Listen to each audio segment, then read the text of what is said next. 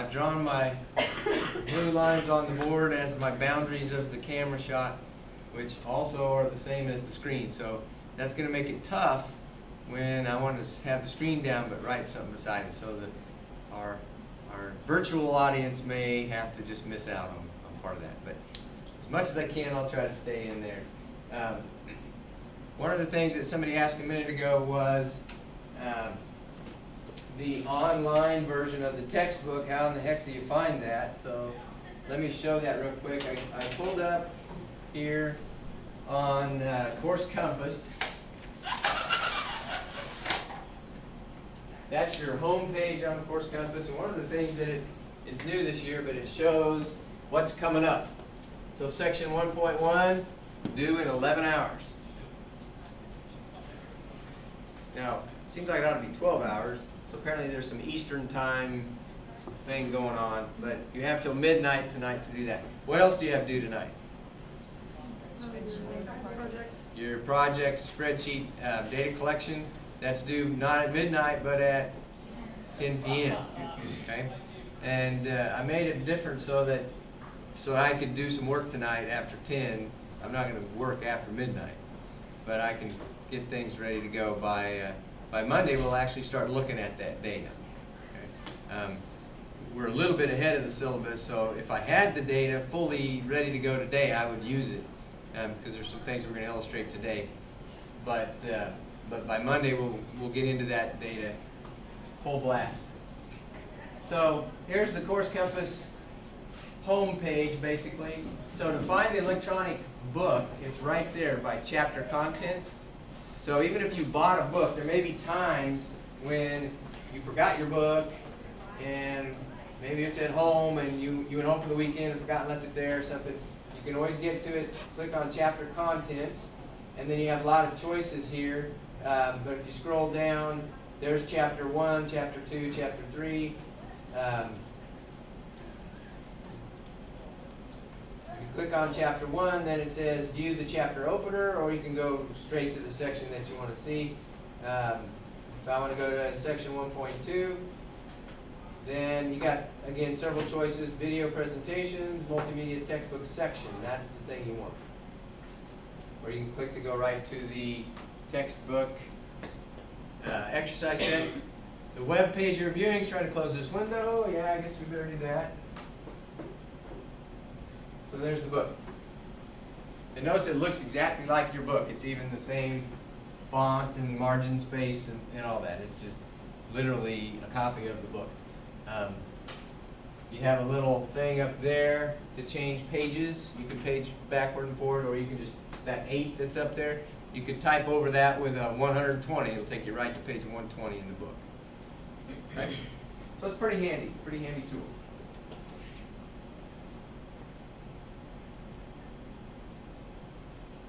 I pulled up the Google Doc, and I noticed when I looked at the video the other day that there's no way on the video you can see this. So I'm going to try to make it a little bit bigger, but I'm not sure how much flexibility I have there. View, I don't see a zoom. Anybody see a zoom? Maybe this thing. Ooh, that zoomed it.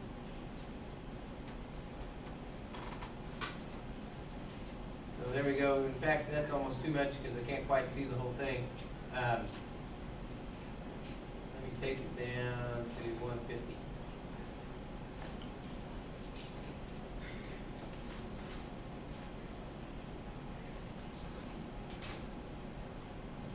Well, that stinks.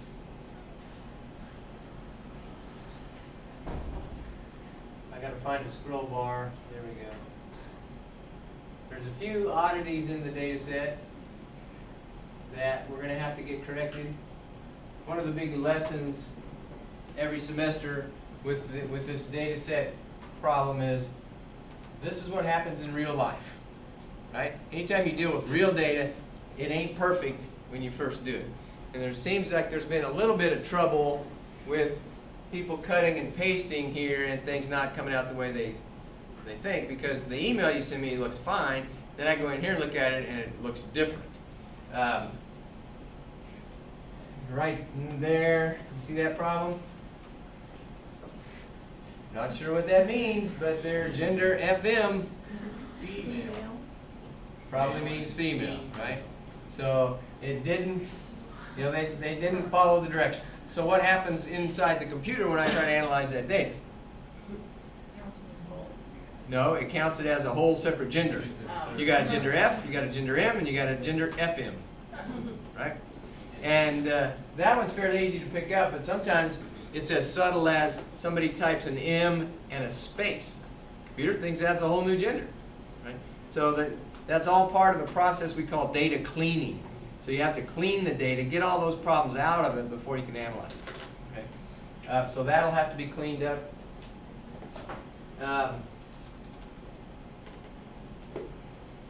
This isn't cooperating very well here, but there's a few other oddities in the data right there.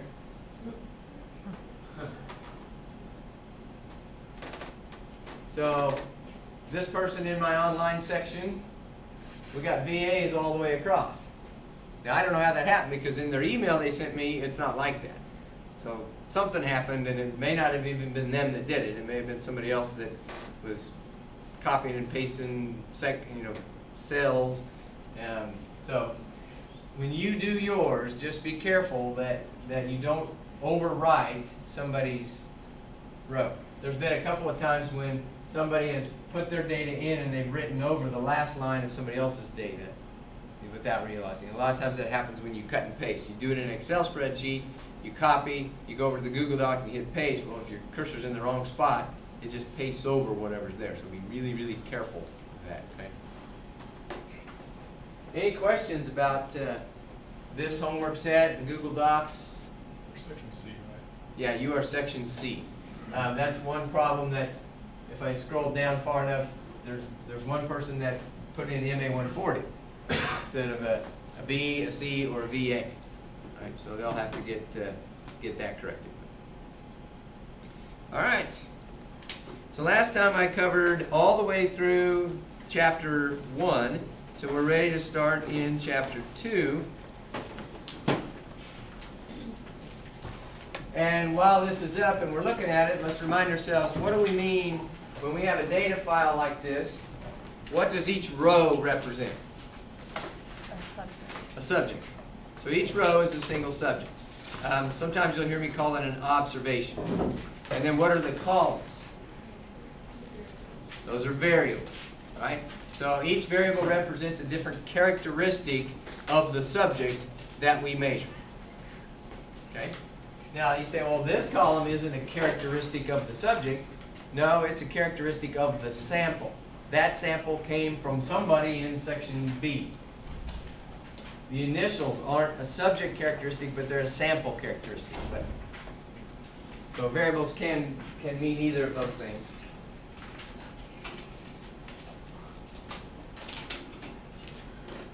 So let's start talking about the types of variables.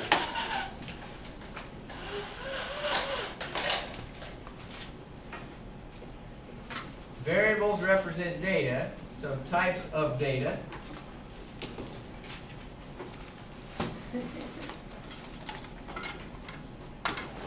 The first type of data is categorical.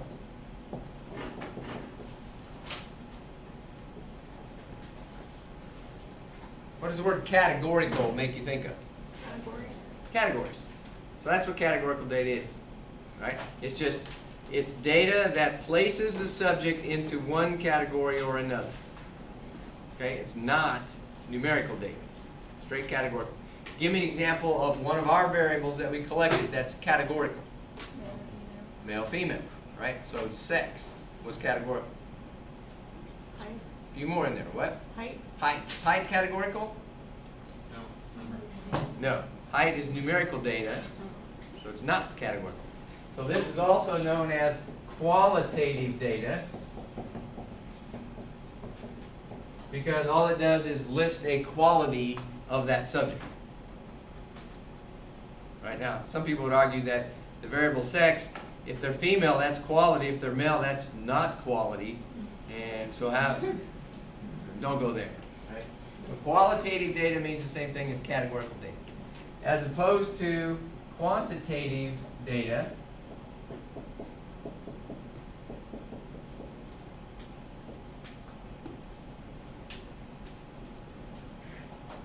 and that's numerical data. And what does the word quantitative make you think of? Quantity. It's measuring the quantity of something.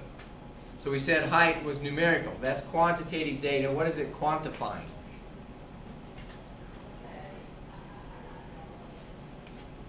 Must be quantifying something. What's your name again? Aaron. What do you think it's quantifying? Okay, their height in inches. That's right. How many inches off the floor they measure? That's what it's quantifying. Right? So that's numerical data. Okay. Give me an example, another example of quantitative data from our data set. I heard like 5 things. Some were right, some were wrong. Somebody said pulse. Right? Definitely quantitative. Pulse is you're quantifying how many beats your heart beats in every minute. I heard somebody say exercise. Is that quantitative? No. That's not quantitative. That is categorical. You're in a yes category or you're in a no category.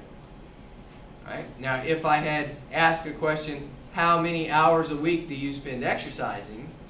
Then that's quantitative. And a 0 would mean no, they're not an exerciser. Right? But we didn't ask the question that way, so we made it a categorical variable.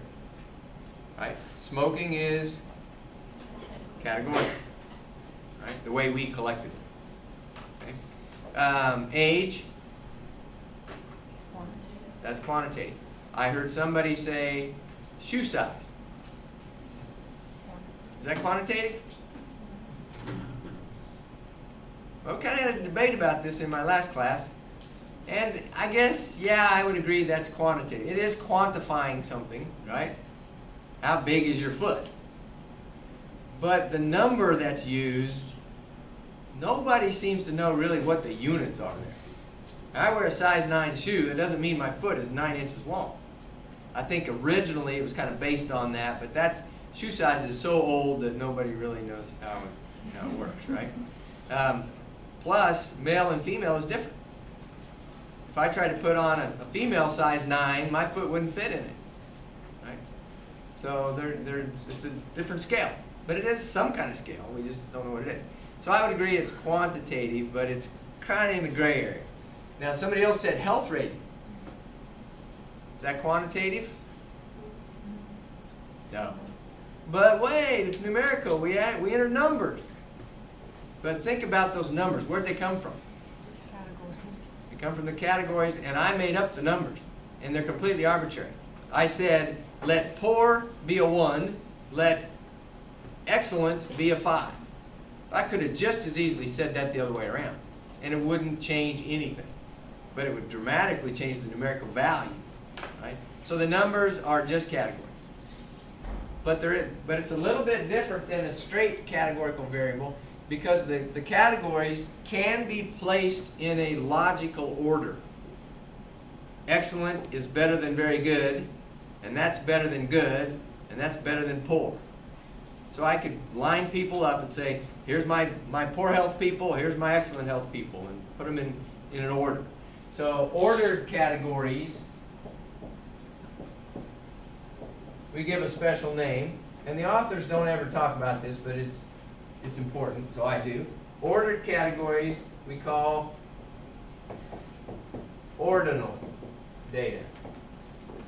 Okay? Ordinal data. And there are times when we analyze variables that are ordinal as numeric variables, and there are other times when we analyze them as categorical. So they can kind of go either way. Categorical variables, straight categorical variables, we analyze only as counts and percentages and proportions, things like that. So think of sex. What I would say is we had 52% that were female and 48% that were male.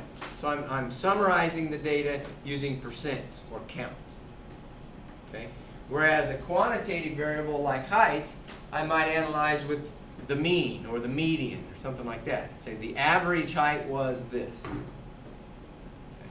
Whereas with categorical data, analyses like that don't make any sense. Ordinal data, what if I said the average health rating was, would that make any sense? Not really. Right? So ordinal data doesn't work well with means. If I say the average health rating was 3.5, I guess that tells you that, well, kind of the middle of everybody is somewhere around 3.5, but you'd have to know what the numbers pertain to, because if I had said use 10, 20, 30, 40, 50, the average would have been something completely different. Okay? Now let's take quantitative data, and there's a way to further break down quantitative data. It's either discrete or it's continuous.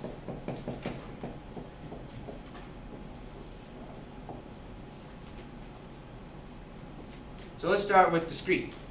Discrete quantitative data. What does the word discrete mean in the English language? Separate. Subtle. What did you say, Chuck? Subtle. Like, not really there. Okay, that's the definition I was hoping somebody would give, because it's the wrong one. And what you said was, it sounds like you know this word. That word is the one everybody always thinks of. Discrete means kind of like subtle or hidden or sneaky. Right? I'm going to be discreet about this. But that's a different word. Right, it's spelled different. That's E-E-T instead of E-T-E. This is a very mathematical word. Right? Discrete in mathematics means, what did you say? Separate. Separate, okay? Separate, it can be, the way I like to say it is there's gaps between the numbers. Okay? So discrete is either a finite number of possibles or at least finite possibilities, put it that way.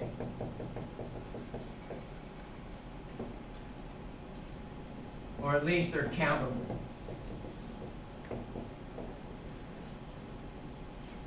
Okay? But mainly we say there are gaps between the values.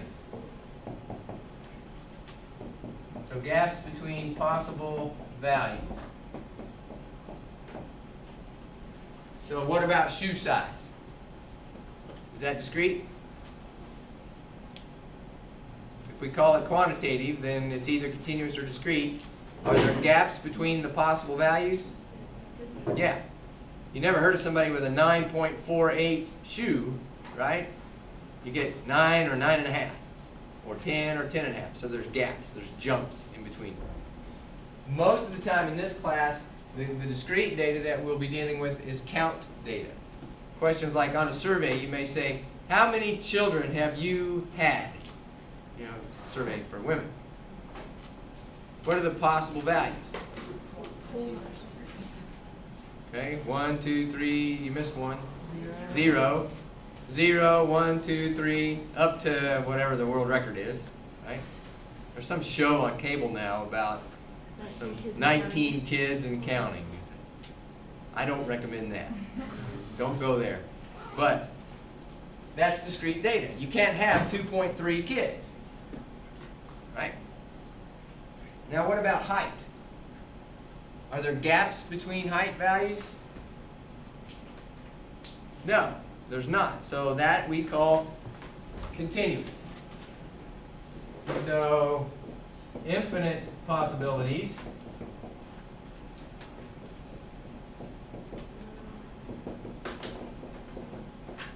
No gaps.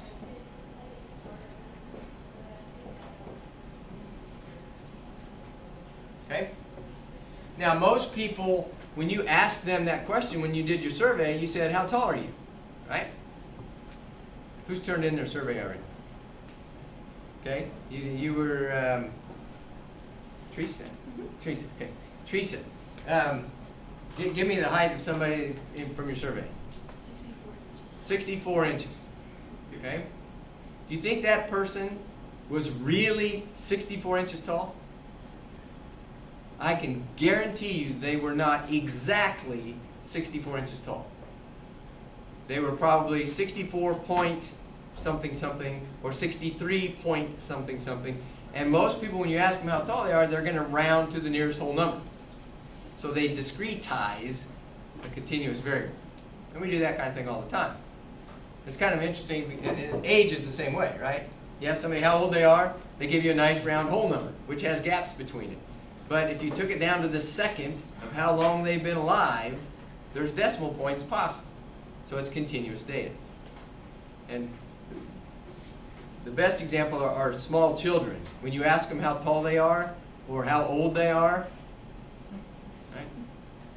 Like my daughter turned 11 in March, right?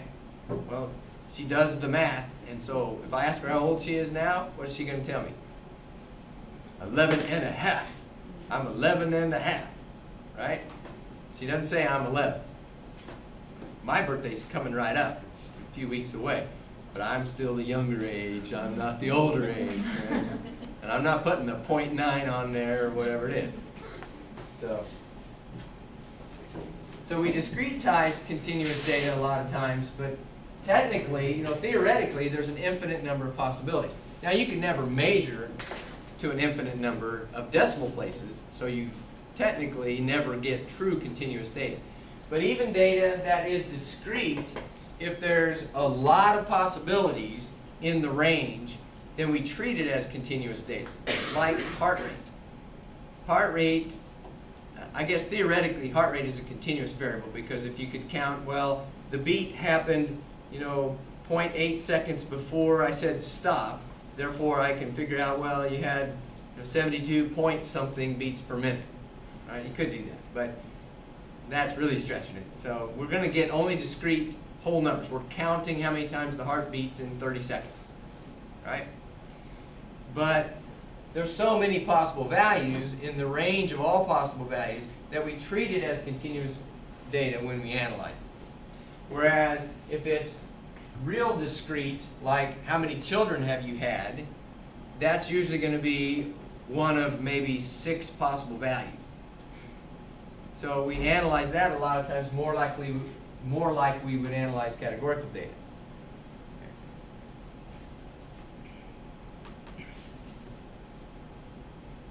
Okay, so how would we analyze categorical data or discrete data?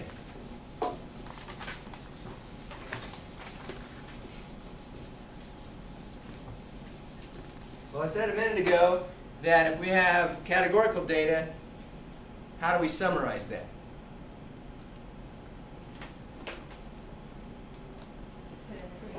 Put it in a table with percentages. Yeah. And that's called a frequency table. So that's the next topic.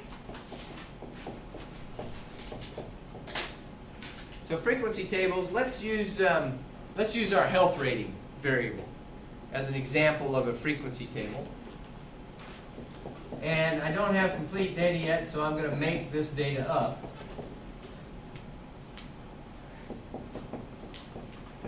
But on Monday, we'll have all the data, and I can show the real table. The way you make a frequency table is you list all the possible values for the variable. And if it was straight categorical, like sex, you just put male, female. If it was what make of car do you drive, it might be Ford, Chevy, Dodge, Honda, whatever. You just list them. Okay?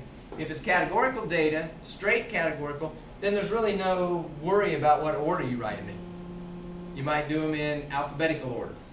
But health rating, there is a logical order, so then if that's the case, you would put them in order. And in this case, mostly because I'm lazy, I'm just writing the numbers. But remember, those numbers are just placeholders for words. Poor, fair, good, very good, and excellent. The frequency, what does the word frequency mean? How many times something happens. How frequent is it? So The book uses the word frequency, but you can also think of the word count. It means the same thing. Just count. How many, when I count through my sample, how many people said they were a 1? So I'm going to make up some numbers here. Let's say there were 2 people that said they were a 1, 8 people, 25 people, 10, and 5. Now I tried to make those numbers up so that they added to 50. Did I do it? Yes. 10, 35, 50, yep. So if you sum the counts, that tells you your sample size. The notation we'll use for sample size is a lowercase n. So just keep that in mind. N equals sample size.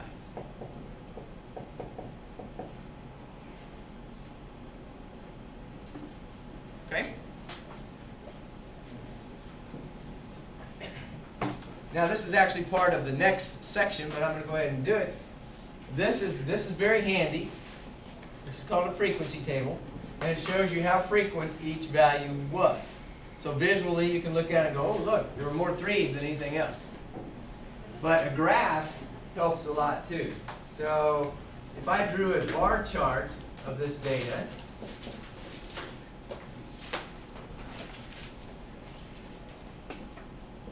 it might look like this. I'll say, well, the most I could have is 50. So then I'll make a fairly even scale. This is 25. And about there would be 10. So about there would be 20, 30, and so on. So I just go now and I put my categories down here. So this is my health rating, HR. A 1 had 2 people. So I'm going to draw a bar of height 2. And I'm going to write the little number 2 above that just to keep track of what it is. Then an 8 is almost to the 10, not quite. Then the 3 jumps up to 25. Then we come back down to 10. And down to 5.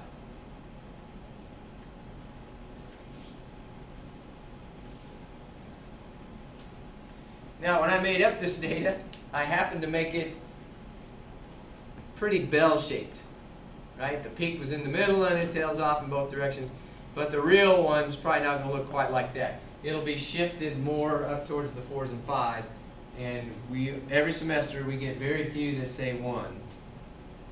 Instead of 2 out of 50, it's probably going to be more like 2 out of 400 that say that. There's always a few, but it's only a few. And then you get a lot more excellence than you do 1s. So it kind of shifts that way. But what this does is it gives you a picture of the distribution, the shape of the distribution.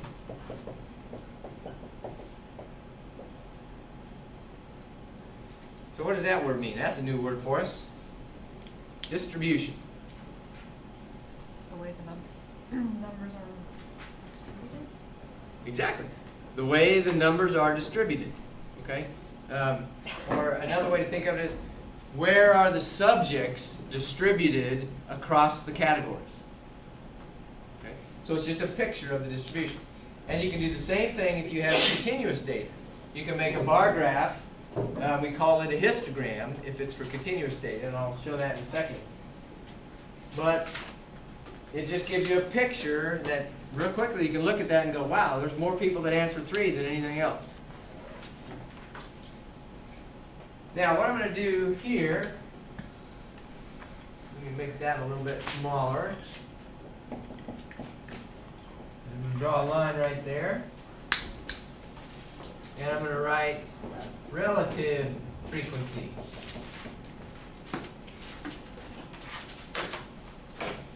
The word relative in statistics or mathematics always means I'm going to divide something. So relative to something. And almost always it's relative to the total number. Right?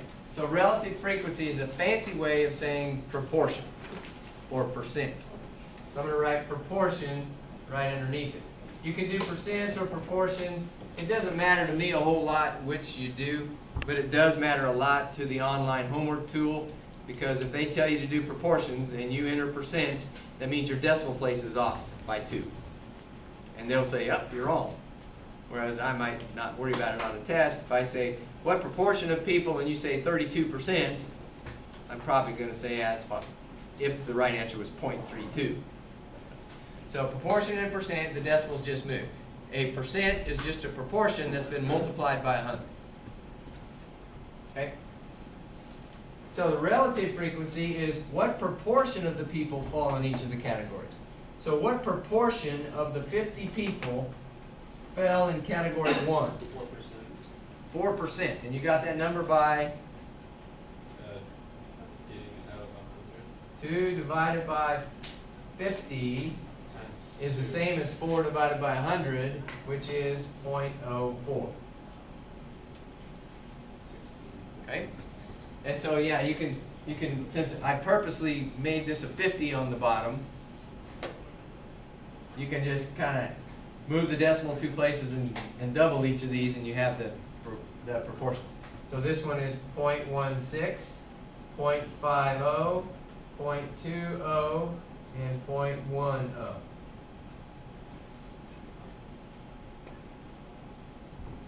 Now, what happens if I add that column? 1. It should add to 1. It should add to 1. And 1 is the same thing as 100%. One whole sample. Right? So that's like proportion of the sample. It's one whole sample. So that's a quick check when you make these frequency tables. Add up your relative frequencies. If they don't add to 1, then you did something wrong. Now, suppose I hadn't used such a nice round whole number. Suppose I made that a 3 instead of a 2. Then instead of 2 out of 50, I'd have 3 out of 51. And that ain't going to be a nice 0.04.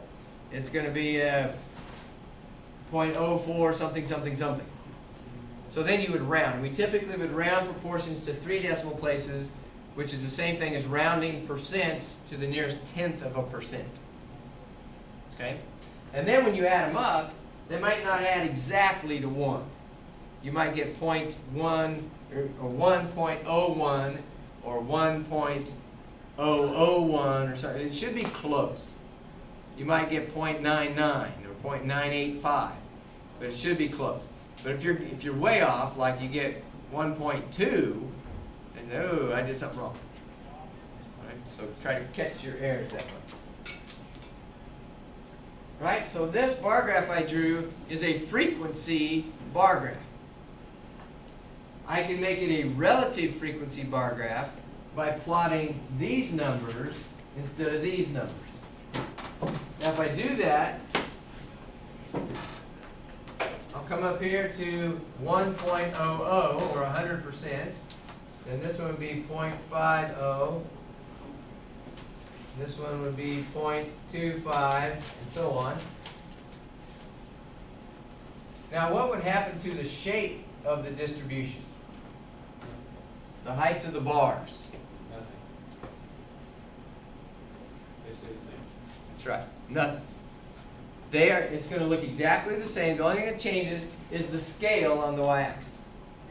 So if you do a frequency graph or a relative frequency graph or a percent graph, whatever, they're all going to look the same. They give you the same idea of the shape of the distribution. It's just how you label the axis. That's the only thing that changes.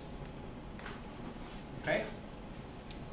Now, what if I had a variable like height, and I wanted to do a frequency table?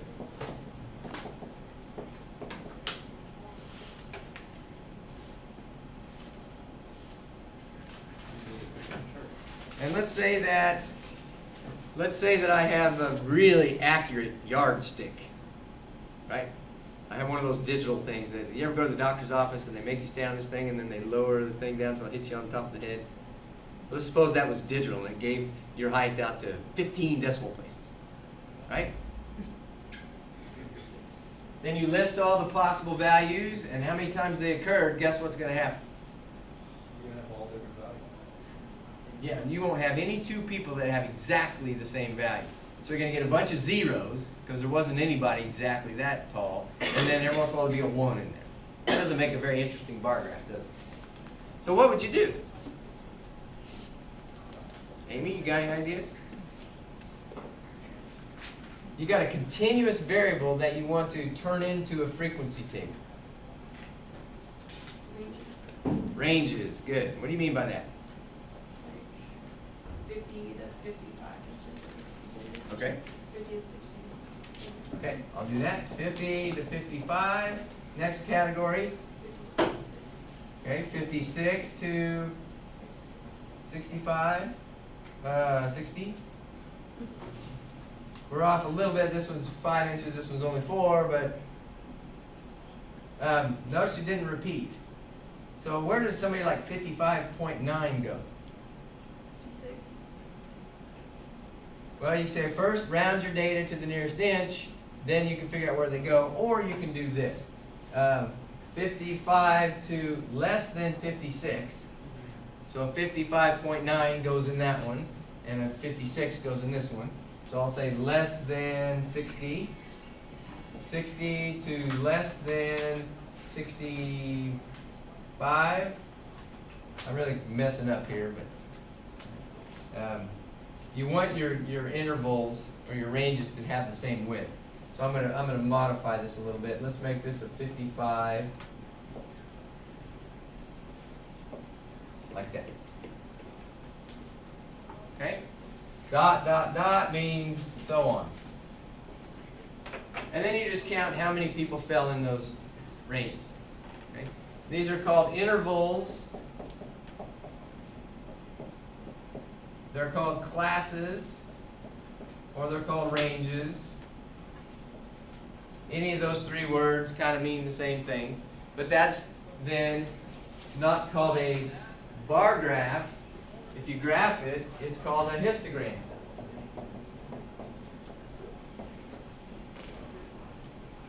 So it's the same thing, only we use the word histogram sort of as a clue. Well, this is continuous data that's been chopped up into intervals.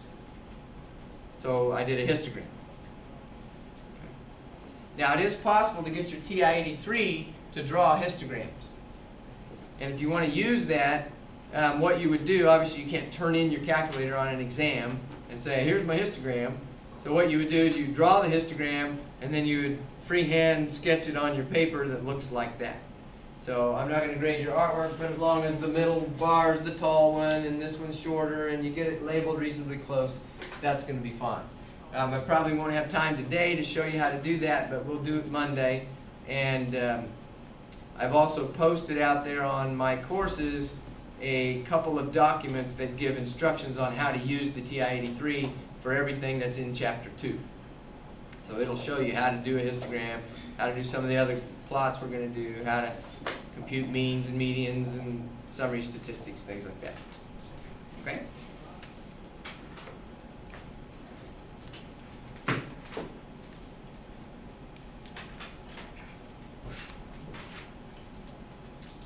Okay, let me see what I'm forgetting here.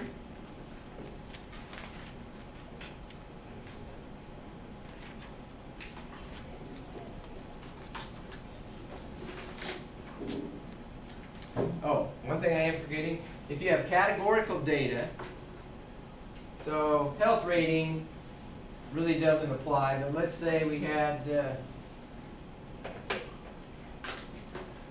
type of car that you drive, and this was a Honda, and this was a Chevy, this was a Ford. Yeah, I'm a Ford man. This was a Dodge, and this was a Toyota. I picked ones that all have different first letters, so I can make them, right? The order that you put them in doesn't matter because it's a categorical variable. So you're free to reorder them however you want. So typically a bar graph for categorical data, they order tallest to smallest. And when you do that, it's not called a bar chart anymore, it's called a Pareto chart. Okay, so what did he just say? A Pareto chart. So that's just order the bars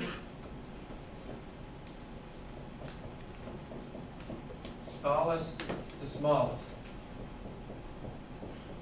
So that would look like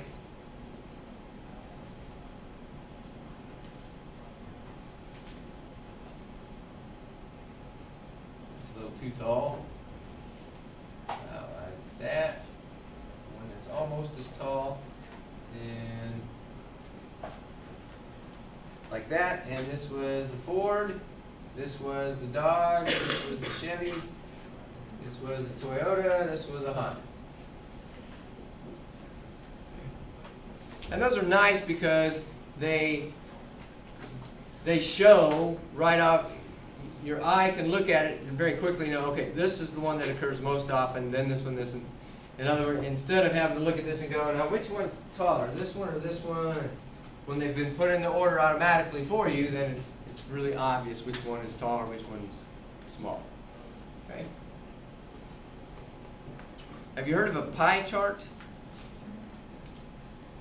I hate pie charts.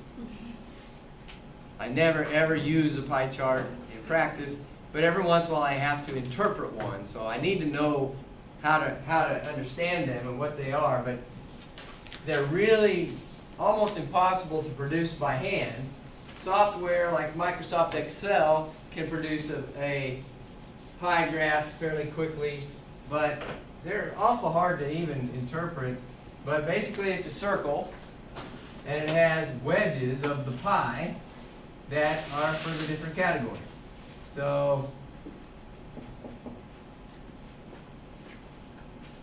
maybe I'm trying to put that one over here, and then that should be bigger, I guess, because it was about, that was 50%, right?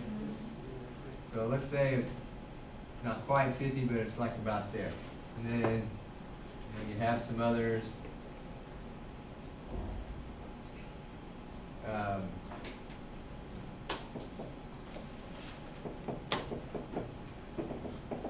Whatever. Part of what I don't like about pie charts is you can't really look at it and go, oh, that's about, whatever percent. If it happened to be exactly half the circle, then that's 50%. I can figure that out, right? But other than that, these guys, I have no idea. Whereas the height there, you have an axis to compare to. So usually what the software will do is it'll draw little lines and say, this one is 12.2%, whatever it is. Well, if you're going to go all that trouble, just do an egg bar chart. Now think about what you'd have to do to draw one of those by hand. You'd have to figure out the percent, get a protractor and a compass, and say, well, let's see, I need 48% of a circle. The circle has 360 degrees, 48% of it. Draw that angle. That's, whereas you can whip out a sketch of a bar graph pretty quickly, fairly easily. Okay. So I don't like pie charts. I won't do anything with them in the class, but online homework does a little bit with them, so you'll have to play with them. But,